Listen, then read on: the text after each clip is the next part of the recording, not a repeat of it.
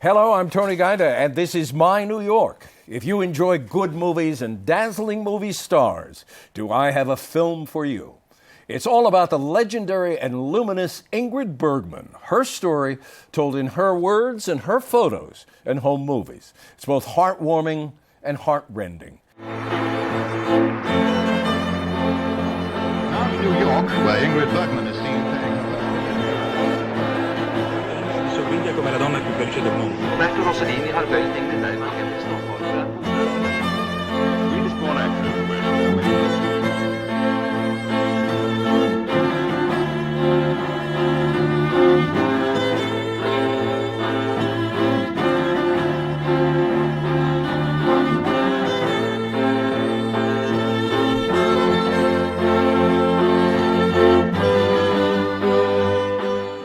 Ingrid. Ingrid Bergman, in her own words. It opens Friday, the 13th at Lincoln Plaza Cinema.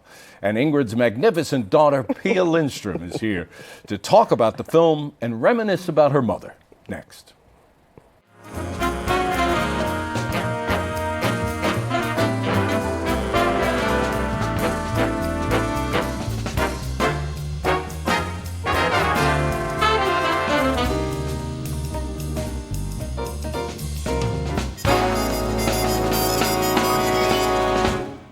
We are back with Pia Lindstrom. It's a delight to see you. And this film is a delight. What a surprise to learn that your mother was a distant cousin of the Collier brothers. She collected everything, threw nothing away.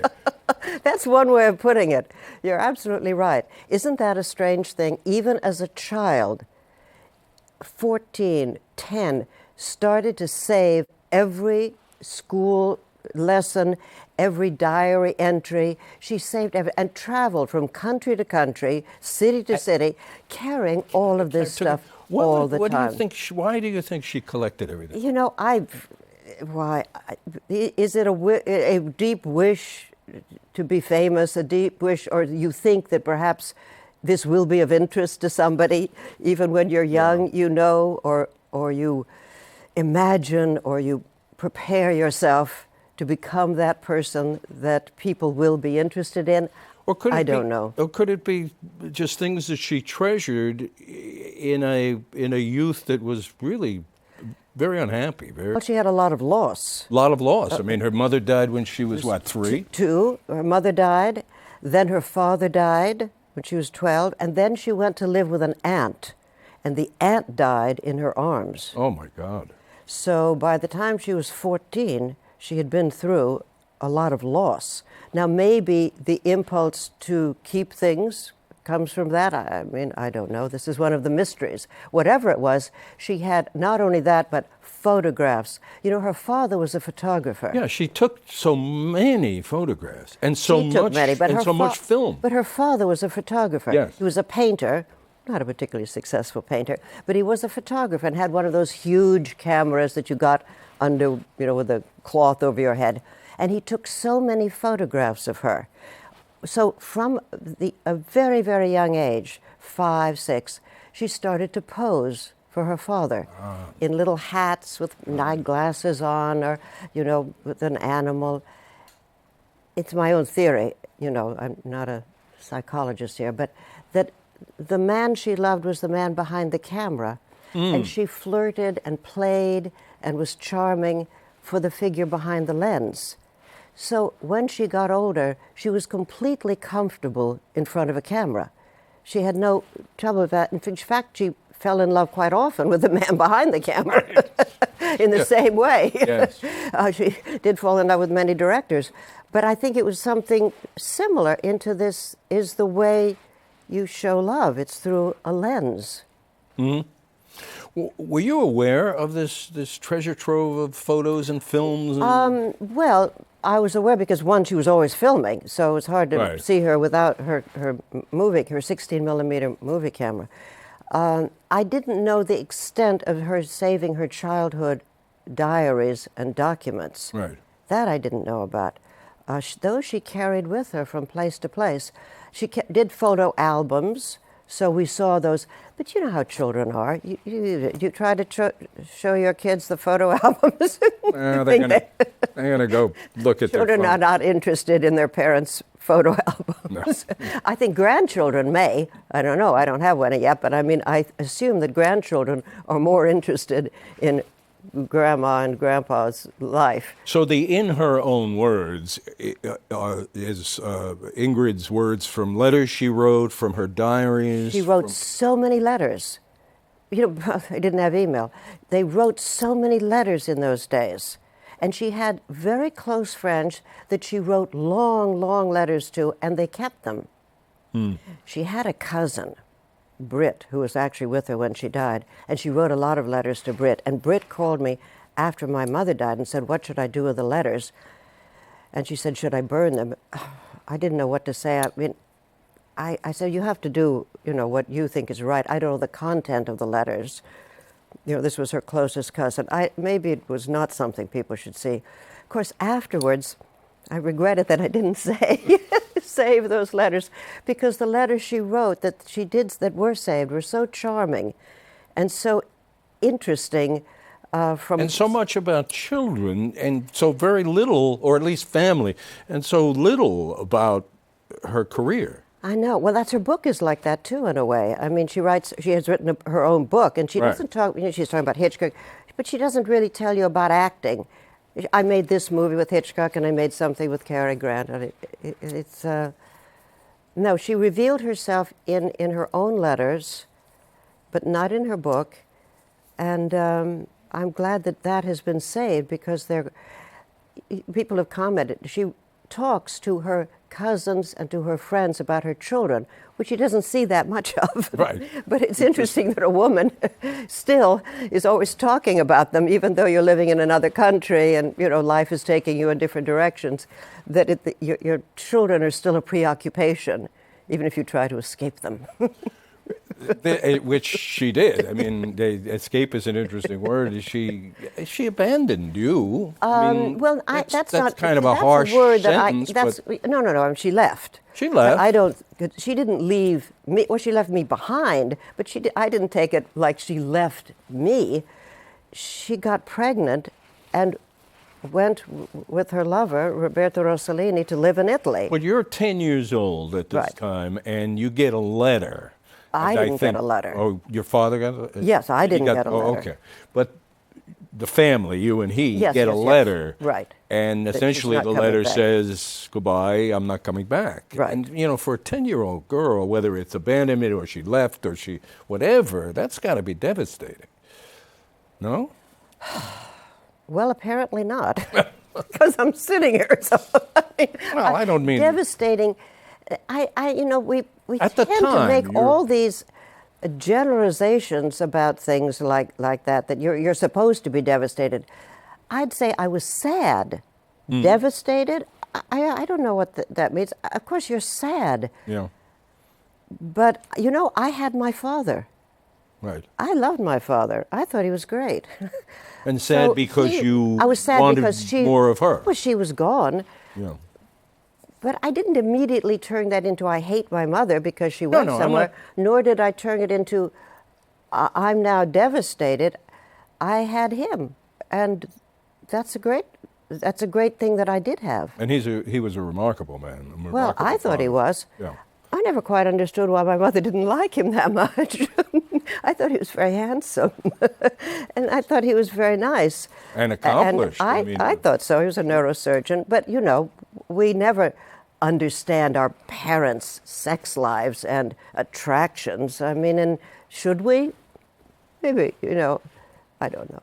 Well, this film seems to be, in the way that we're talking here, it seems to be a portrait of a woman and her desires and her, you know, things that are in her heart. And a portrait of a woman, a lot less than a portrait of an actress. You know, it's not about Ingrid Bergman, the person on the screen. No, it's not about that. Because I think the Stig Bjorkman got so much information. He might have started out that way. But we had so many home movies, and we had so much information that we gave him. to use, that he could select to use whatever he wanted. So I think the story changed a little bit. But the central question that I see in this, that is very topical today and always, is if you have a God-given gift, do you take this gift and give it to the world, or do you stay home with your needy children? Well, is it either or, though? Can you only do one or Yes, the other? as a matter of fact, you can only do one or the other. You cannot pursue a career as a concert pianist or a film actress, an international film actress, if you're also at home with your child with a chicken pox. You're going to say, I have to go, I'm now going to make a film, and that takes several months, 2-3 months, and I will go away. You know, that's why I think the last movie she did, Autumn Sonata, well, she did another one, A Gold in My Ear after that, but made with the Swedish director Ingrid Bergman. They put their stories together.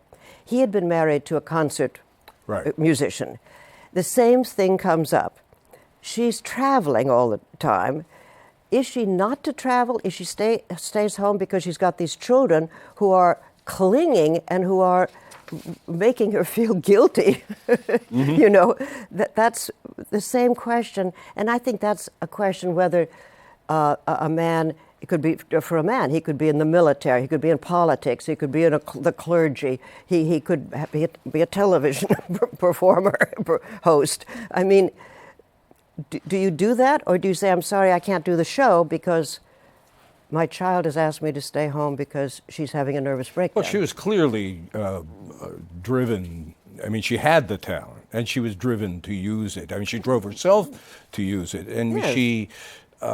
There were some words on the screen. At various times in the film, he puts words, I guess, from her diary, talking about where she says, "I've never understood the kind of happiness I was longing for." But it seems that the happiness she was longing for was to be a star. Well, no, to be on the set with actors. You know actors. The best place to be is backstage or on the stage or on a movie set. That family is a lot easier and kinder Interesting. than of course, the biological family. and especially the family of a stage production as opposed to a movie, which I've never made either, but it seems to me a movie is much more disjointed, and some people are not even there. But she started on the stage in And Sweden. she went to live in London after she divorced her third husband. She went to live in London. She had 3 daughters in New York and a son in Paris, but she decided to go to London. And we sort of laughed and said, that's really funny. She's not going to live in the same country with us ever. But she gave the reason. She liked the theater community in London. Not just the actors, but the stage managers, all of the people that worked there. They were a family. Mm-hmm. This kind of a family, I can only suspect, is more satisfying in many ways than your own the real family. Demanding family that criticizes you and says you didn't do this and you should have done that. But did she? It seems like she didn't even give you the chance to be demanding. I mean, no, she didn't put up with that. No, there was no. But I mean, there wasn't enough time. That she would always say, relationships were never that they long. were brief. They were very brief. I was struck by something you said in the film. You have 3 siblings, the Rossellinis, yes. sisters, and Roberto. So, something you say in the film about all 4 of you, we never lived with our mother. No, because she moved from Rome to Paris, and the children stayed in Rome when she moved to marry her third husband, who was a theatrical producer. Almost as good as the cameraman or the photographer. But it was sort of a similar kind of idea. So that, yes, and she would go on weekends. And at that time, I lived with my sisters and brother in Rome. And she would come down maybe once a month or something to visit. Since we're talking about what Ingrid Bergman thought about acting or what it meant to her, let's hear from the film what she says about acting. Yes, I was a very sad child and very lonely. And I think that is how I saved myself, was to invent the characters that I could talk to, because I was terribly shy, and shy in school, and shy with anybody. And if I had all these imaginary characters around me, you see, I could talk to them and they answered back just what I wanted them to say. And that is how I became an actress, not knowing what I was doing was acting. I was so happy to have gotten out of reality and come into my world of imagination. It's charming, though, isn't it? It's very charming. It's very perceptive. She understood this, and I find it very touching. She got out of reality and Yes. into a world in which she was more comfortable, just what you were just talking about. Well, I think that's what we, as her, if we can call ourselves still children, saw. That's where she was happy. She would be miserable at home. She didn't want to learn to cook and garden and take care of children. She was wonderful to be with when you were a little bit older and could go to the theater. We Yeah. could go to the movies, go to the theater, go out. I think we all had a wonderful relationship And with did you her. do that? Did you? Yes. Did she go to plays? Oh, or she to loved it. film? That's all she wanted to do, was go to the theater, go to movies, go to restaurants, go shopping. Give us a Got sense to of go what it was like to see a movie or a play with Ingrid Bergman. Just like sitting with you. I mean, we talk about it. Just because she was an actress, But I or would Ingrid think make it she- sound like she was a woman. You see, the person you do see I on was the thinking screen. in terms of what perception she would bring to, a film or a play that a civilian might not. I don't think so. No? No, those are two different skills. Seeing something and putting into words what you see. For instance, we used to say, would you ever teach? Why don't you teach acting? She said, I can't teach this. I'd have no idea how to teach it.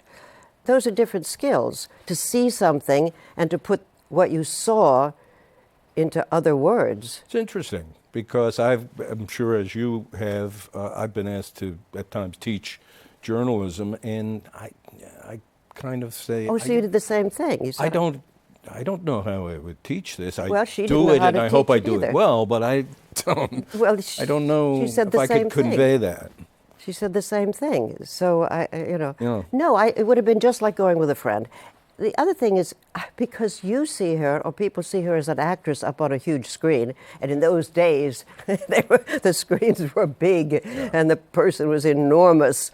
I don't know that person. That's an actress. The other person is a different person. I mean, the one that's at home and that you are with is not the same one up on the screen. She was acting on the screen.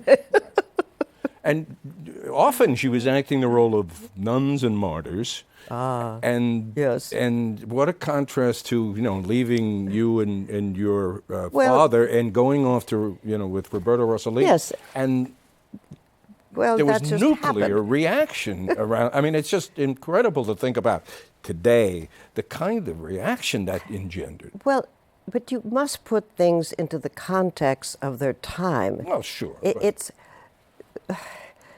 We had just come out of the end of the Second World War. Italy, we were fighting against Italy. American movie people had never heard of Roberto Rossellini. They knew Ingrid Bergman.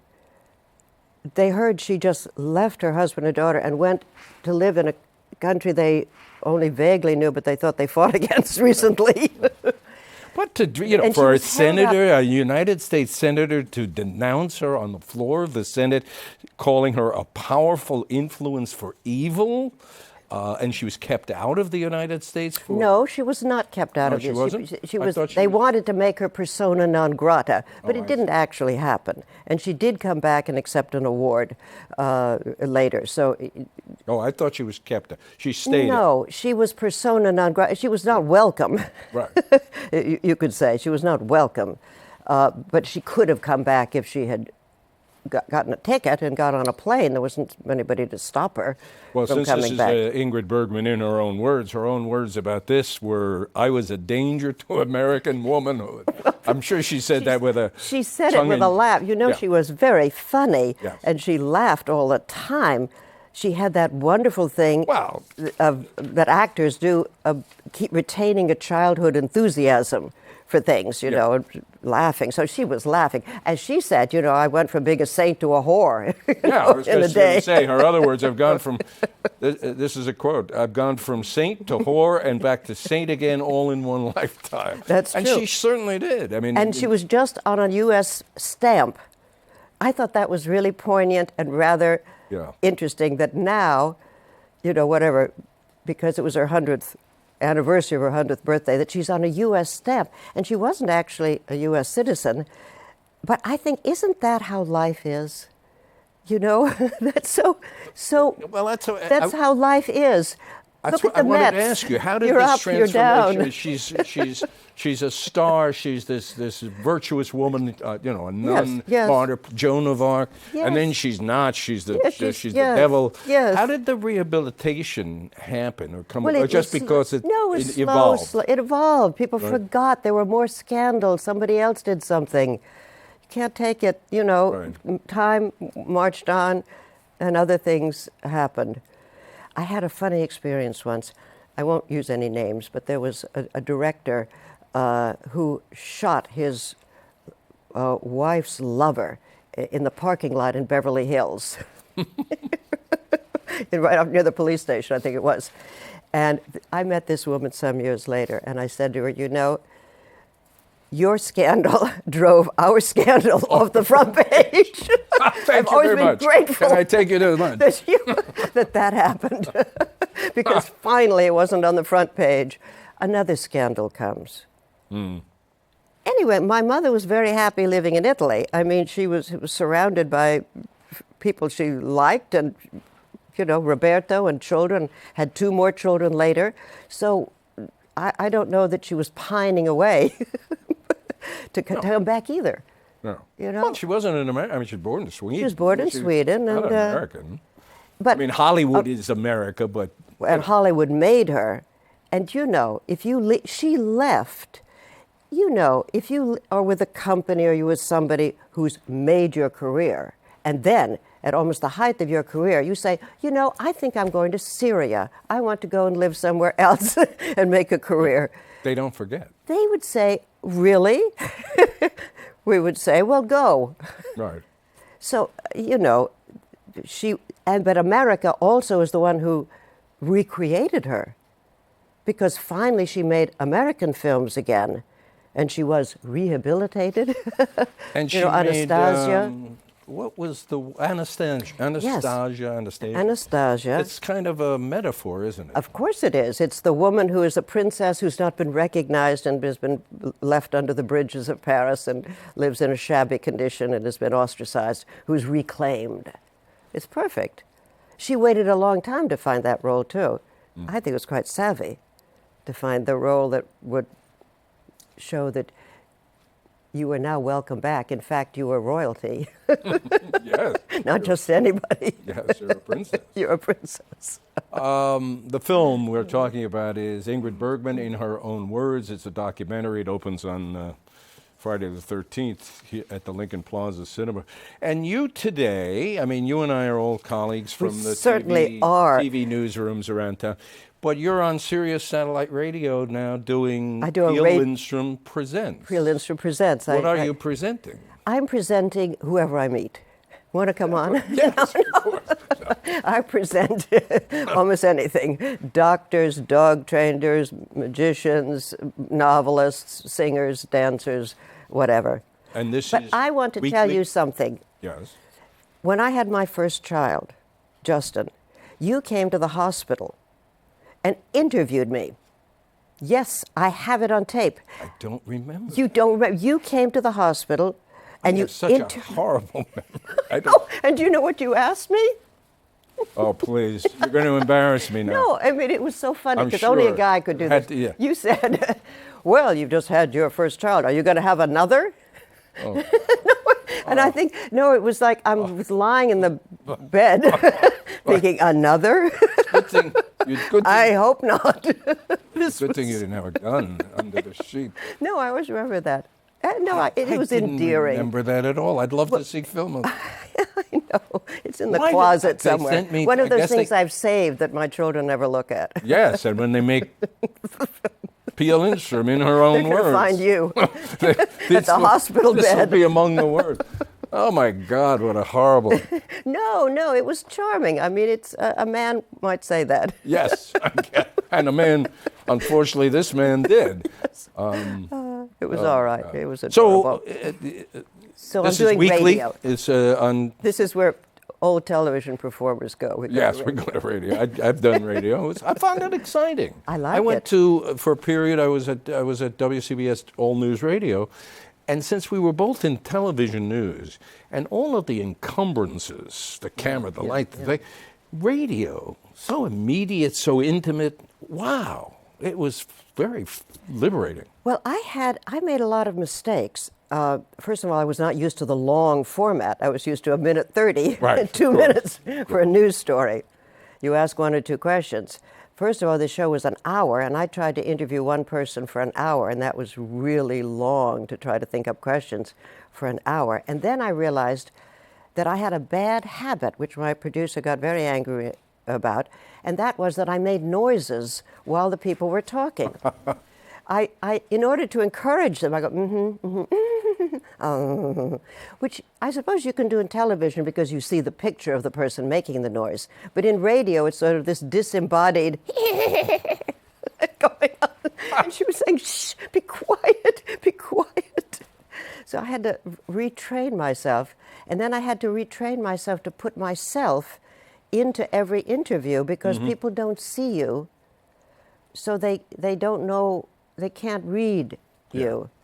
So you need to tell them something about yourself while you're interviewing. And that was very difficult because actually I don't talk a lot about myself. So Well, but as can you learn said how of to your do mother, that. I think you learn about people by listening, watching, obviously. And I've always known you to be charming, lovely, delightful, and just terrific, and I hope our audience feels the same way. Pia Lindstrom, thank you for Thank being you so here. much, And I will see you next week.